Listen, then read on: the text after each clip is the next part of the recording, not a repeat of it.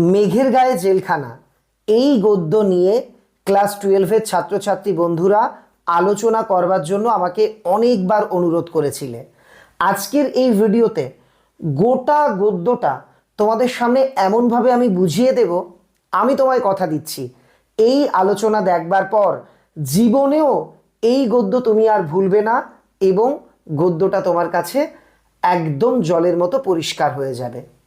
আমার বাংলা গ্রন্থের অন্তর্গত পদাতিক কবির লেখা অর্থাৎ সুভাষ মুখোপাধ্যায়ের লেখা বিখ্যাত গদ্য রচনা হলো মেঘের গায়ে জেলখানা।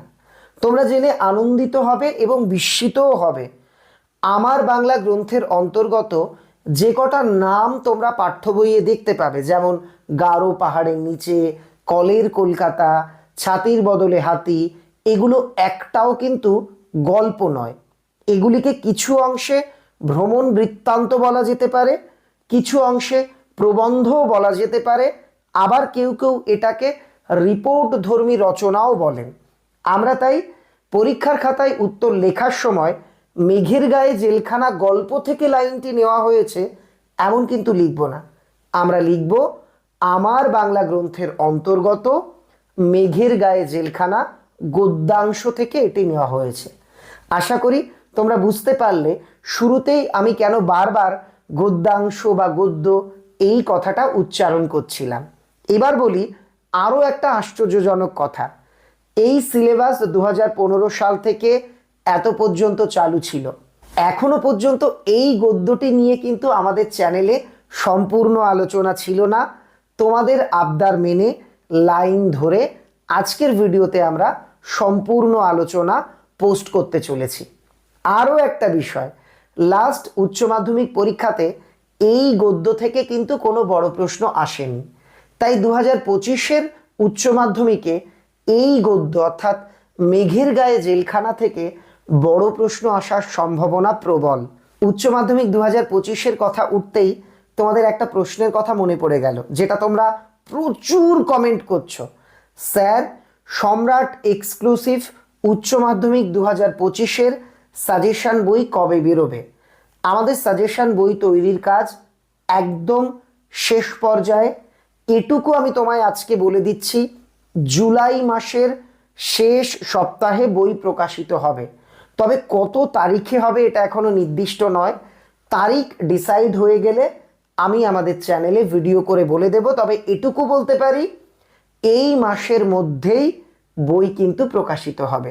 শুরু হচ্ছে সুভাষ মুখোপাধ্যায়ের লেখা মেঘের গায়ে জেলখানা। মেঘের গায়ে জেলখানা বিশ্বাস হয় না? দেখে এসো বক্সায়।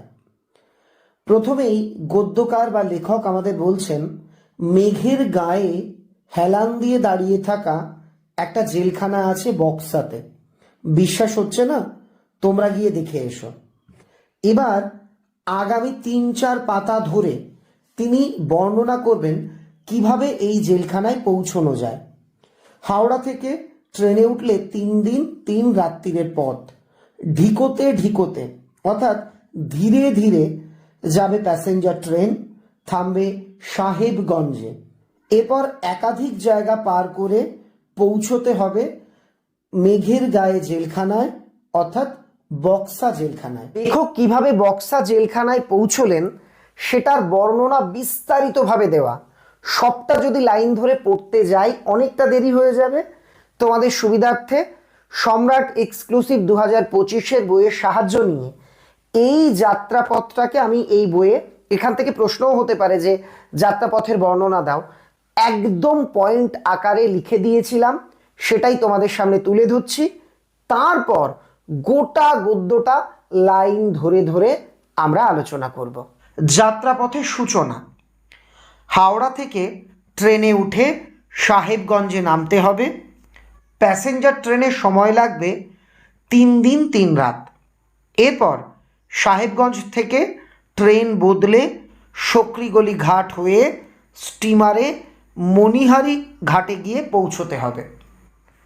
এবার আবার পুনরায় ট্রেনে উঠতে হবে। মণিহার ঘাট থেকে তল্পি তল্পা নিয়ে পুনরায় ট্রেনে করে পূর্ণিয়ার ভিতর দিয়ে পৌঁছে যেতে হবে বাংলাদেশে। হিমালয়ের কোণ ঘেঁষে ট্রেন চলবে, চোখে পড়বে বাগডোগরা, হাতিঘিসা, নকশালবাড়ি প্রভৃতি স্টেশন। শিলিগুড়িতে চোখে পড়বে পাহাড়তলির অরণ্য, তারপর বরফে মোড়া কাঞ্চনজঙ্ঘা পর্বত পার করে গাড়ি এসে থামবে রাজা ভাত খাওয়ায়। এবার জেলখানায় পৌঁছানো, এরপর স্টেশন থেকে ট্রাকে করে পিচ রাস্তা ধরে এগিয়ে যেতে যেতে নজরে পড়বে সবুজ চায়ের বাগান, সাহেবদের রংচঙে বাংলো, ডুয়ার্সের অরণ্য, আরও কত কী। এরপর চোখে পড়বে কাঠের ফলকে লেখা সান্থাল বাড়ি, সামনেই পুলিশের ফাঁড়ি। এখান থেকে পায়ে হেঁটে 2 মাইল এগোলেই ছোট্ট খোলা মাঠের আগে মাথায় হারিয়ে যাবে পথ। সেখানেই ডান দিকে কাঁটা তারে ঘেরা জেলখানার চৌহদ্দি, 3 তলার সমান একটা হাঁটুর উপর দাঁড়িয়ে আছে বক্সা জেলখানা। তো 132 নম্বর পৃষ্ঠার মাঝামাঝি পর্যন্ত এই জেলখানায় যাত্রাপথের বর্ণনা খুব সুন্দরভাবে লেখক আমাদের সামনে তুলে ধরেছেন। তোমরা সেটা প্রত্যেকে পড়ে নিও। এবার আমরা মূল ঘটনাক্রমের মধ্যে প্রবেশ করছি। জেলখানা না দেখলে দেশের বড় একটা দিক অদেখা থেকে যায়। আর জেলখানা বলতেই মনে পড়ে আলিপুর, প্রেসিডেন্সি কিংবা দমদমের কথা। যারা প্রথম সাজা কাটে, মানে অল্প অল্প প্রথম কোনো অন্যায় করে সাজা পাচ্ছে, তাদের জন্য আলিপুর নিউ সেন্ট্রাল। যারা বাস্তু ঘুঘু, মানে যারা একদম বহু বছর ধরে অন্যায় করে আসছে, জেলের ভাষায় যারা বি ক্লাসের, অর্থাৎ যে কয়েদিরা এ নয়, একদম বি ক্লাস, তাদের জন্য জেল প্রেসিডেন্সি। প্রকাণ্ড একটা চাবির রিং গলায় ঝুলিয়ে একটা দাড়িওয়ালা সেপাই কেবলই চরকির মতো ঘুরছে। একবার এ গেট খুলছে, একবার ও গেট খুলছে। মনে রাখবে, জেলখানা এরম নয় যে আমাদের ঘরের মতন আমি এক ঘরের চাবি খুলে খোলা অবস্থাতে পরের ঘরে চলে যাব। যারা জেলখানার দায়িত্ব সামলান তারা অত্যন্ত সতর্ক থাকেন যাতে একজন কয়েদিও না বেরোতে পারে। এজন্য তাদের গলায় ঝোলানো আছে একদম মালার মতো করা চাবির রিং, মানে একদম চাবির একটা গোছা। একটা এই খুলছে একটা দরজা, আবার সেটা বন্ধ করে আর এক জায়গায় যাচ্ছে। লোকটাকে কিন্তু চরকির মতো করে ঘুরতে হয়। রাম 2 3, মানে 1 2 3-এর বদলে জেলের ভাষা এই রকম গুনবে লোক। ধরো একটা ঘরে 10 জন থাকে বা 20 জন বা 50 জন থাকে, তখন এভাবে গুনতি হয় রাম 2 3, 1-এর বদলে এভাবেই বলে বলে লোক ঢোকাচ্ছে আর বের করে দিচ্ছে। পাঁচে ভুল হয় তাই 2 3 বার করে গুনছে। মানুষগুলো যেন তার কাছে অঙ্কের এক একটা চিহ্ন ছাড়া কিছুই নয়। এই মানুষগুলো, জেলের মানুষগুলো যেন মানুষ নয়, তারা অঙ্কের একটা সংখ্যা, কেউ 1 কেউ 2 এই রকম। এবার আমরা দুজনের কথা জানতে পারবো যারা প্রাবন্ধিকের বর্ণনা অনুযায়ী বা লেখকের বর্ণনা অনুযায়ী বক্সা জেলখানাতে কয়েদ রয়েছেন। 2 বার উচ্চ মাধ্যমিক পরীক্ষাতে প্রশ্ন দুটো এসেছে, সেটা হলো মুস্তাফার পরিচয় আর সাধুচরণের পরিচয়। এবার আমরা সেই অংশটা পড়ব। ভেতরে ঢুকেই দেখবে দেওয়ালের গায়ে ছাপার মতো হরফে লেখা আছে অনেকগুলো পোস্টার। গির্জার সামনে যেমন মথি লিখিত সুসমাচার লেখা থাকে, তেমনি তাতে লেখা আছে চুরি করা মহাপাপ। ভেবে দেখো, যেটা চোরেদের স্বর্গরাজ্য, যেখানে চোর ডাকাত ভরা, সেই জায়গার দেওয়ালে, অর্থাৎ জেলখানার দেওয়ালে বড় বড় করে নীতি কথা লেখা, চুরি করা মহাপাপ। এটা কেমন লেখা? তোমরা যদি কোনো গির্জাতে যাও, গির্জার সামনে যে দেওয়াল থাকে বা যে পাঁচিল থাকে, দেখবে তার গায়ে মথি লিখিত সুসমাচার হলো খ্রিস্টানদের যে নূতন নিয়মের বই আছে, সেখানে যীশু খ্রিস্টের জন্ম ইত্যাদি এই মথিতে বর্ণনা করা আছে। মথির কোটেশনগুলো যেমন আর কি পাঁচিলের গায়ে লেখা থাকে, ঠিক তেমনভাবে এই জেলখানাতেও দেওয়ালের উপর লেখা রয়েছে চুরি করা মহাপাপ। ছোট্ট কোলকে চোখ রাঙিয়ে সাধুচরণ সেদিকে তাকায় আর হাসে। কোলকে টেনে টেনে নেশা করে চোখটাকে লাল করে জেলের একজন কয়েদি সাধুচরণ, সে ওই লেখাটার দিকে তাকায় আর হাসে। ছেলের নাম রাখবার সময় সাধুচরণের বাপ কি ভাবতে পেরেছিল তার ছেলেটা বড় হয়ে এমন করে নাম হাসাবে? যে ছেলেটির নাম এত পবিত্র, সাধু সন্তদের চরণ তার মতো পবিত্র, সে যে এত বড় অসাধু, এত বড় চোর ডাকাত হতে পারে? যখন জন্মের সময় তার বাবা নাম রেখেছিল, হয়তো কোশমিন কালেও তার বাবা ভাবেনি যে ছেলে নামের এত বড় বিপরীত দিকে চলে যাবে। তার ছেলেটা বড় হয়ে এমন করে নাম হাসাবে। সত্যিই তো সাধুচরণ তার নামটাকে হাসাচ্ছে, তার নামের বিপরীত অবস্থানে দাঁড়িয়ে কাজকর্ম করছে। গায়ে মাংস নেই সাধুচরণের, মানে রোগা, বয়স 50 বছর বয়স। জয়নগরের কাছে একটা অজ গায়ে তার বাড়ি, একদম গন্ড গ্রামে, অত্যন্ত গন্ড গ্রামে তার বাড়ি। ছেলেবেলায় বাপ মা মরে যায়, আত্মীয়দের বাড়িতে জায়গা হয়নি, পেটের জ্বালায় ছিচকে চুরি শুরু করে, হাতে না হাতে ধরা পড়ে জেল হয়। জেল থেকে বেরোয় পাকা সিধেল চোর হয়ে। সিধেল চোর মানে হাই কোয়ালিটির চোর, যারা শীত কেটে চুরি করে। পকেট মাররা ধরো একটু তোমার পকেট কাটলো, যারা শীত কেটে চুরি করে তারা বাড়ির দেওয়াল কেটে সেখান থেকে ভেতরে ঢুকে চুরি করে। কিন্তু তারপর থেকে কতবার সে জেলে এসেছে, তার ইয়ত্তা, তার হদিশ বা তার খোঁজ নেই। মাঝে একবার মনে হয়েছিল ঘর সংসার করবার, চোরাই পয়সায় কিছু জমিও কিনেছিল, বিয়ে করেছিল, একটা ছোট ছেলেও আছে তার। কিন্তু ইচ্ছে থাকলেও তাকে ভালো থাকতে দেয়নি। রোজ রাত্রে প্রহরে প্রহরে চৌকিদারদের খবরদারি, যেখানেই যা কিছু হোক থানায় সাধুচরণের ডাক পড়বে। দেখবে এলাকায় কোনো কুখ্যাত অপরাধী থাকলে সেই এলাকাতে যা হবে তাকে থানায় ধরে নিয়ে গিয়ে জিজ্ঞাসাবাদ হয়। ঠিক তেমন সাধুচরণ মাঝখানে ভেবেছিল, দূর এসব আর করবো না, অনেক টাকা পয়সা জমিয়ে ফেলেছি, এবার জমি জমা কিনি, সংসার ধর্ম করি। সে সংসার ধর্ম করত, কিন্তু প্রতি রাতে প্রহরে প্রহরে চৌকিদারদের খবরদারি, অতি সক্রিয়তা তাকে ভালো থাকতে দেয়নি। যেখানে যা কিছু হোক থানায় সাধুচরণের ডাক পড়বে। মোটা রুলের গুতো অর্থাৎ লাঠির বাড়ি, যেগুলো পুলিশদের হাতে যে মোটা মোটা লাঠিগুলো থাকে, খেয়েও রেহাই নেই। সেই বাড়ি খেয়েও রেহাই নেই, গ্যাটের কড়িও বেশ কিছু খসাতে হবে, অর্থাৎ পকেটের টাকাও বেশ কিছু ঘুষ দিয়ে তবে সেখান থেকে সে নিস্তার পেত। মিছিমিছি এই জ্বালাতন পোড়াতনের চেয়ে চুরি করে জেলের ভাত খাওয়াই ভালো মনে করে সে। একসময় সাধুচরণ মনে করে, দূর এত সাধু হয়ে আর লাভ নেই, এর থেকে পার্মানেন্টলি আমি চুরি করে জেলে চলে যাই, ভালো থাকতে যাব পারবো না, রোজ মার খেতে হবে, টাকা দিতে হবে, এইগুলো। তবে ছেলেটার জন্য আজকাল বড্ড মন কেমন করে সাধুচরণের। আজ তার ওই বাচ্চা ছেলেটার জন্য খুব মন খারাপ করে। তাছাড়া শুকনো পড়ে আছে অতটা জমি, তাছাড়া অতটা জমি তাদের আজকে সেগুলো অনাবাদি অবস্থায় রয়েছে, চাষাবাদ হয় না, শুকনো পড়ে রয়েছে। ঠাট্টা করে গায়ের লোকেরা ঠাট্টা করে বলে, চোরটা সাধুর ছেলে হবে নির্ঘাত বিষে ডাকাত। ছেলেটার নাম তার বিষে, সাধুচরণের ছেলের নাম বিষে। গায়ের লোক ঠাট্টা করে বলে, চোরটা সাধুর ছেলে হবে নির্ঘাত বিষে ডাকাত। বিষে ডাকাত বাংলার এক পরাক্রমশালী ডাকাত ছিল। তো এখানে সাধুর গ্রামের লোকেরা মজা করে ঠাট্টা করে বলে, আরে সাধুচরণের ছেলেটা হবে একদম বিষে ডাকাত। এখানে ইয়র্ড বলতে ছোট ছোট দপ্তরের কথা বলা হয়েছে। বিভিন্ন ছোট ছোট ঘরে ভাগ করা হচ্ছে জেলখানা। সেখানে সেপাই কয়েদিরা ইয়র্ডকে বলে খাতা।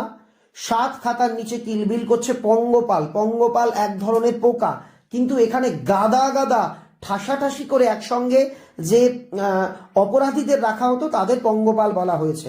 জেলের ভাষায় বলে ছোকরা ফাইল। কেউ ছিচকে চোর, কেউ পকেট মার।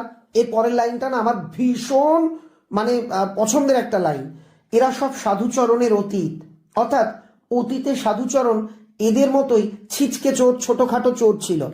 সাধুচরণ এদের ভবিষ্যৎ, কিন্তু এরা ভবিষ্যতে সাধুচরণের মতোই মানে ভাগ্যের শিকার, পরিস্থিতির শিকার হয়ে এই জেলের পার্মানেন্ট অর্থাৎ পাকাপোক্ত বাসিন্দা হয়ে উঠবে, এটাই এখানে বলা হয়েছে। গা শিউরে উঠবে দেখলে। আধো আধো কথা বলবার, স্কুলে ভর্তি হওয়ার বয়স, মানুষ করতে পারলে যাদের কেউ হতো ইঞ্জিনিয়ার, কেউ মাস্টার, কেউ লেখক, তারা বড় হচ্ছে পকেট কাটবার জন্য, নিরীহ মানুষের গলা কাটবার জন্য। অধিকাংশই অনাথ শিশু, অর্থাৎ যাদের বাবা মা নেই, তাদেরই খুব সহজে অপরাধ জগতের বৃত্তের মধ্যে সেই সময় যারা খারাপ লোক ছিল বা বিভিন্ন সর্দাররা ছিলেন ডাকাত দলের, তারা আর কি নিয়ে নিত।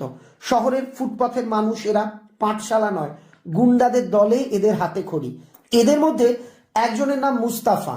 আগে বলেছি সাধুচরণ সম্পর্কে সবটা তোমরা পড়ে রাখবে। এবার মুস্তাফা, ছোট্ট ফুটফুটে ছেলে, বছর 10 বয়স, দুনিয়ার কাউকে যেন কেয়ার করে না এমন একটা ভঙ্গি নিয়ে চলাফেরা করে। 10 বছরের ছেলে, তার মধ্যে কিন্তু শিশু সুলভ সারল্য নেই, আছে কি ডোন্ট কেয়ার মানসিকতা। এনচালির ওদিকে কোনো স্কুলে পড়তো, বাপ তার রাজমিস্ত্রির কাজ করতো। হঠাৎ একদিন 3 তলার উঁচু বাঁশের ভাড়া থেকে পা পিছলে পড়ে মুস্তাফার বাপ মারা গেল। তোমরা দেখবে উঁচু বাড়িতে যখন কাজ হয়, বাঁশের ভাড়া করা হয়, সেখানের উপর দাঁড়িয়ে, বাঁশের উপর দাঁড়িয়ে সবাই কাজগুলো করে। তো সেই ভাড়া থেকে পা পিছলে পড়ে তার বাবা মারা যায়। মাইনের অভাবে মুস্তাফার নাম কাটা গেল স্কুল থেকে। বিধবা মা, বড় সংসার, অনেকগুলো ছোট ছোট ভাই বোন। বস্তিতে থাকতো এক পকেট মারের সর্দার। টাকার লোভ দেখিয়ে সে দলের খাতায় মুস্তাফার নাম লিখিয়ে নিল, বলে এই টাকা দেবো, আয় আয় আমাদের দলে আয়। এরই মধ্যে মুস্তাফা বার চারেক, 10 বছরের ছেলে, অথচ বার চারেক পকেট মেরে জেলে এসেছে। স্কুলে যেতে ইচ্ছে করে না, জিজ্ঞেস করলেই বলে ইচ্ছে করলেই কি যাওয়া যায়। অর্থাৎ মুস্তাফা বাস্তবটা বুঝে গেছে, স্বাদ থাকলেও তার সাধ্য নেই। পরিস্থিতি এমন প্রতিকূল, সেই প্রতিকূলতার বৃত্তের মধ্যে মুস্তাফা আটকা পড়ে গেছে। ইচ্ছে করলেও সে আর আমাদের চেনা পৃথিবী, স্বাভাবিক জগৎ তার শরিক হতে পারে না। এবার চলে আসব পরের অংশে। এটা খুব গুরুত্বপূর্ণ। জেলখানার বর্ণনা দাও, বা জেলখানায় শাস্তিদান পদ্ধতির বর্ণনা দাও, বা জেলখানায় শাস্তির যে হেরফের তার বর্ণনা দাও। এখান থেকেও কিন্তু বড় প্রশ্ন হতে পারে। জেলখানা একটা আলাদা জগৎ। চোর, ডাকাত, খুনি গাঁট কাটে যে, পকেট মারে যে, অর্থাৎ পকেট মার, এই নিয়ে উঁচু পাঁচিল তোলা এখানকার জীবন। আলো হওয়ার সঙ্গে আড়ি।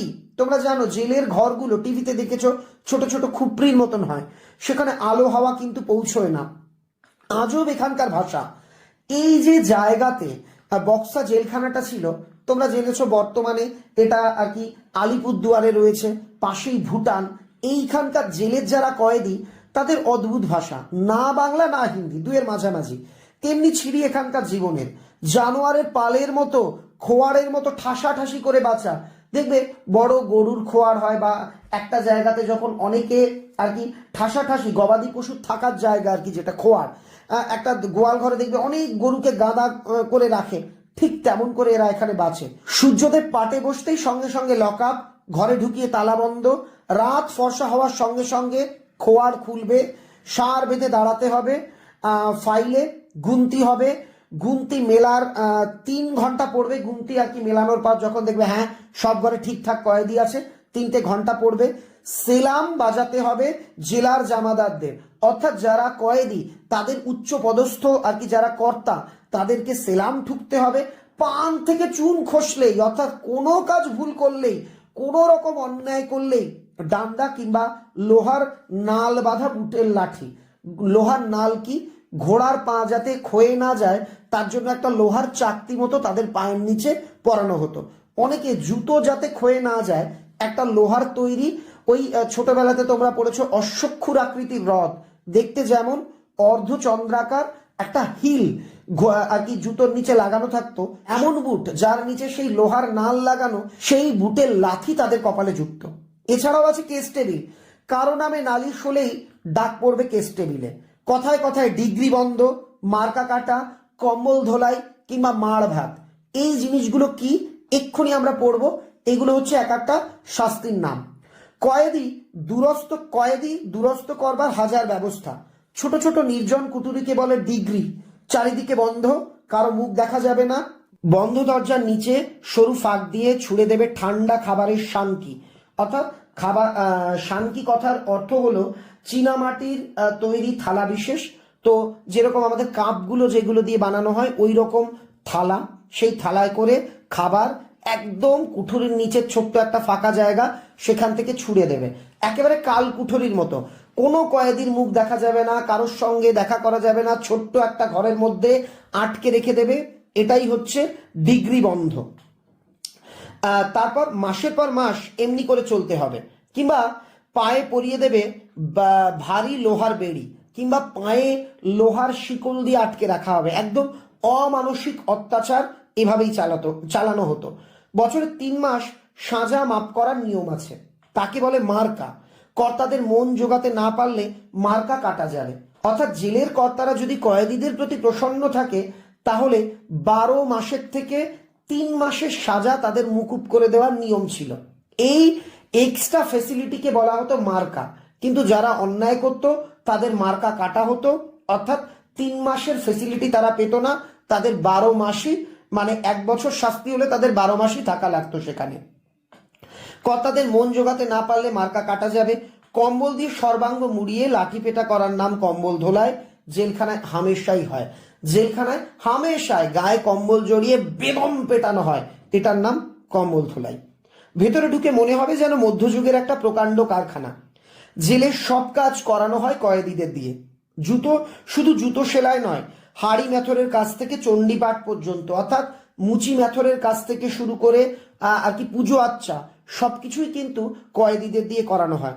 তাছাড়া আছে দড়ি চাল্লি, ধোবি চাল্লি, ঘানিকর, মিস্ত্রি ঘর, ছাপাখানা, গোয়াল ঘর, অর্থাৎ কেউ ধোপার কাজ করবে, কেউ ঘানি টানবে, কেউ মিস্ত্রির কাজ করবে, কেউ ছাপার কাজ করবে, কেউ গোয়ালের কাজ করবে, কেউ তরকারি বাগান করবে, এমন হরেক রকম ডিপার্টমেন্ট। কেনা গোলামের মতো কয়েদিদের দল বিনা মজুরিতে উদয়াস্ত, সূর্য ওঠা থেকে অস্ত যাওয়া পর্যন্ত, অর্থাৎ গোটা দিন এখানে খাটে। একটু ফাঁক পেলেই কয়েদিরা সেপাহীদের দিকে নলচে আড়াল করে বসে নেশা করত। একটু ফাঁকা পেলেই এই যে কয়েদিরা এরা কি করত, নলচে অর্থাৎ হুকোর যে নলের ওপর কলকে বসানো থাকে সেটা আড়ালে নিয়ে নেশা করতে বসতো। অন্য একদল বসে 3 তাসের জুয়া খেলতে, অন্যরা 3 পাত্তি খেলায় বসে।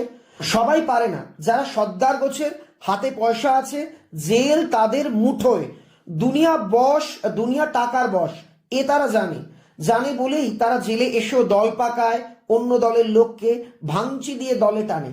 অর্থাৎ জেলের মধ্যে যারা সর্দার গোছের, যাদের হাতে টাকা আছে, তারা কিন্তু জেলের মধ্যেই মানে রাজনীতি করে, দল করে, নিজের দল ভারী করে যে আমার দলে এত লোক আছে, অন্য দলের লোক ভাঙিয়ে নিয়ে নিজের শক্তি বৃদ্ধি করে।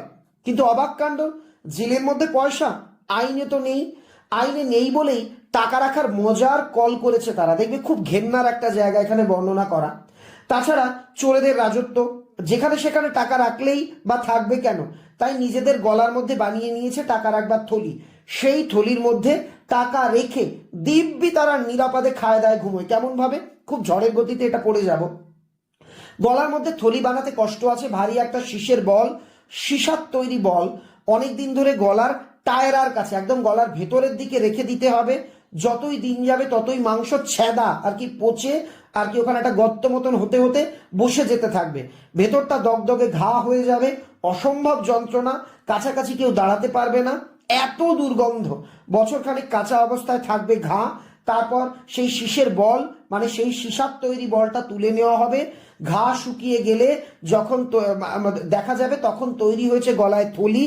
তার মধ্যে অনায়াসে সোনা, গিনি অর্থাৎ সোনার তৈরি পয়সার মতন যেগুলো চাকতি হয় তাকে বলে গিনি, এগুলো লুকিয়ে রাখবে, টের পায় কার সাধ্য। এছাড়া জেলখানায় একদল অভিজাত শ্রেণীর কয়েদি আছে, যারা বড়লোক বাড়ির সন্তান। খাবারের জিনিসে বিষ মিশিয়ে বিক্রি করেছে কেউ করেছে নোট জাল কিংবা ব্যাংকের লাখ লাখ টাকা চুরি। কিন্তু এ সত্ত্বেও দিব্যি ভদ্রলোক সেজে তারা বুক টান করে ঘুরে বেড়ায়। কর্তামহল তাদের আপনি আজ্ঞে করে, অর্থাৎ জেলের কর্তারা তাদের আপনি বসুন, আসুন স্যার, এই রকম ভাবে কথা বলে। সাধারণ চোর ছাচোরা তাদের সমীহ, সম্মান, ভয় এগুলো করে চলে। বড় লোকের এবং বড় ঘরের ছেলে এরা ট্রামে বাসে পকেটমারি করেনি, ব্যাংকের টাকা চুরি করে হাজার হাজার গরিব বিধবার সংসারকে এরা পথে বসিয়েছে।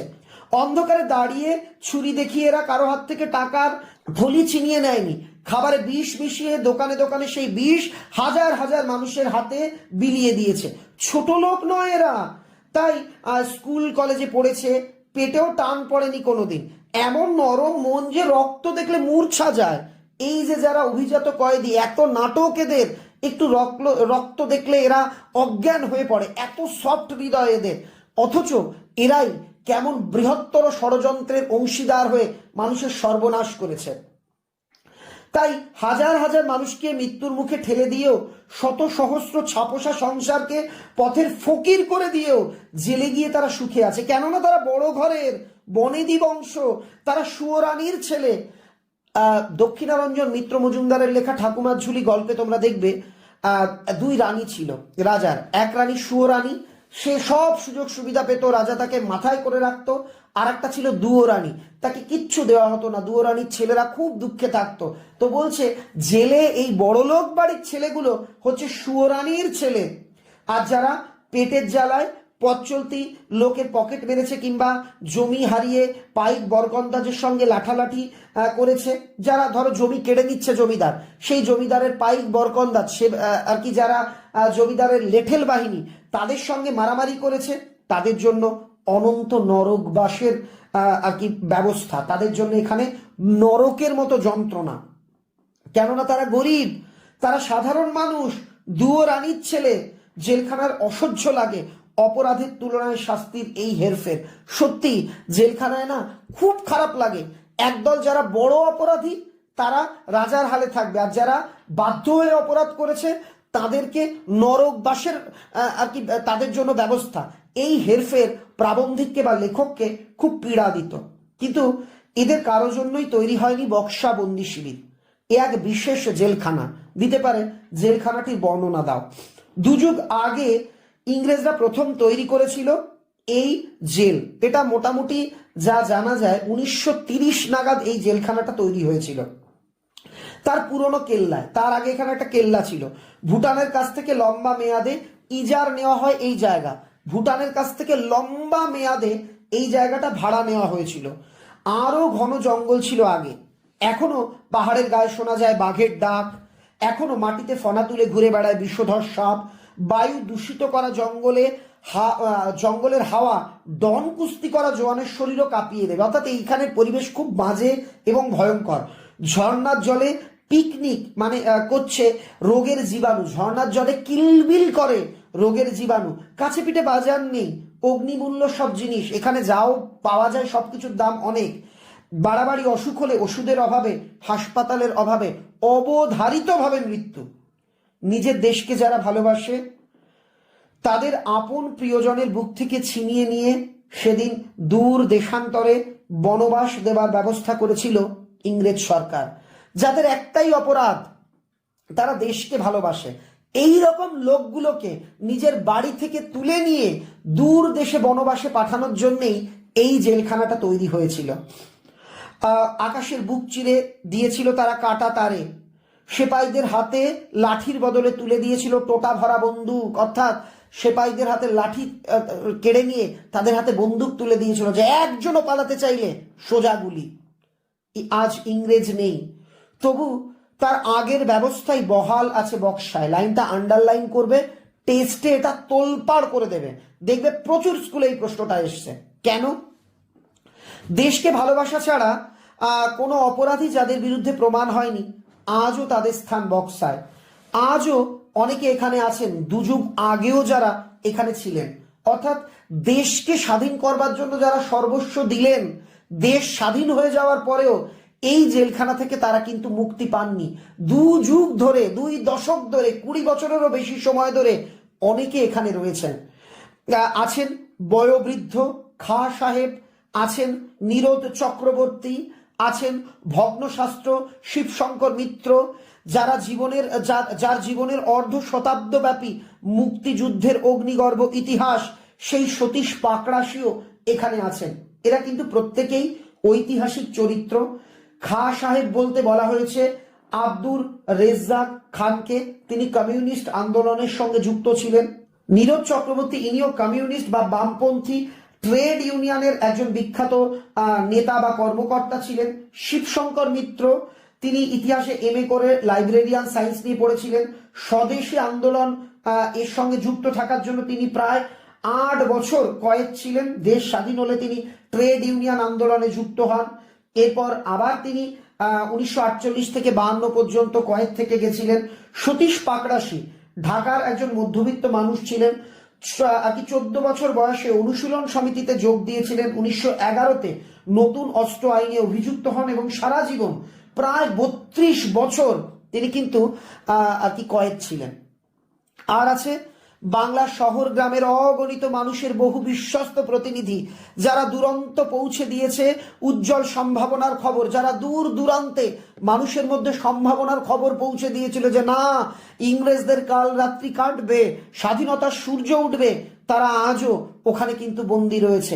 নুয়ে পড়া ধানের শীষকে যারা বর্ষার ফলকের মতো সাহসে টান টান করে দিয়েছে, আমাদের মন যখন নুয়ে পড়া ধানের মতন বাঁকা হয়ে গেছিল যে না, আর আমরা নিস্তার পাবো না, আমরা ইংরেজদের গোলাম হয়েই থাকবো, তখন তারা আমাদের মনে সাহস জুগিয়েছে।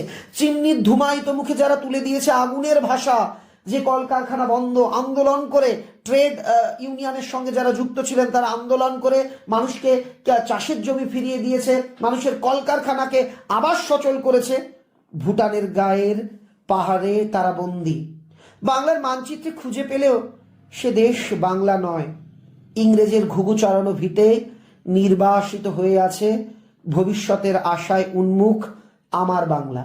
এখানেই প্রাবন্ধিক এভাবেই আবেগঘন লাইনের মধ্যে দিয়ে এই যে গদ্য, এটা কিন্তু শেষ করেছেন। সম্পূর্ণ আলোচনা শেষ হলো। কেমন লাগলো আজকের এই ভিডিও আমাকে লিখে জানিও। তোমাদের জন্য অর্থাৎ উচ্চ মাধ্যমিক 25-এর জন্য অলরেডি সমস্ত গল্প কবিতা নাটকের আলোচনা আমি পোস্ট করে দিয়েছি। এভাবেই সেগুলো দেখতে চাইলে ফার্স্ট কমেন্টের লিঙ্কে ক্লিক করো, অথবা চ্যানেলের ডেসক্রিপশনে থাকা লিঙ্কেও ক্লিক করে তুমি প্লেলিস্ট থেকে পরপর ভিডিওগুলো দেখে নিতে পারো। আজকের ভিডিওটা ভালো লাগলে বন্ধুদের শেয়ার করে জানাতে এবং তোমার মনের কথা কমেন্ট আকারে জানাতে কিন্তু ভুলো না। আর যেটা বললাম, জুলাই মাসের লাস্ট উইকের মধ্যেই কিন্তু মৌলিক লাইব্রেরির তরফ থেকে বেস্ট সেলার সাজেশন বই, এইচএস 2025 সম্রাট এক্সক্লুসিভ সাজেশন বই, কমনের নিরিখে আমরা কতটা এগিয়ে তোমরা জানো, সেই প্রসঙ্গেই যাচ্ছি না। আমি শুধু এটুকু বলতে পারি, উত্তরের গুণগত মানের নিরিখে তোমাদের সবচেয়ে প্রিয় সম্রাট এক্সক্লুসিভ সাজেশন বইগুলি খুব তাড়াতাড়ি জুলাইয়ের অন্তিম সপ্তাহের মধ্যেই প্রকাশিত হতে চলেছে। সবাই ধৈর্য ধরে এতদিন অধীর আগ্রহে অপেক্ষা করছিলে, তোমাদের অনেক অনেক ধন্যবাদ এবং শুভেচ্ছা জানাই। সবাই ভালো থেকো, পড়াশুনো এভাবেই সামনের দিকে এগিয়ে নিয়ে চলো। সবার জন্য অনেক অনেক শুভকামনা এবং ভালোবাসা রইল।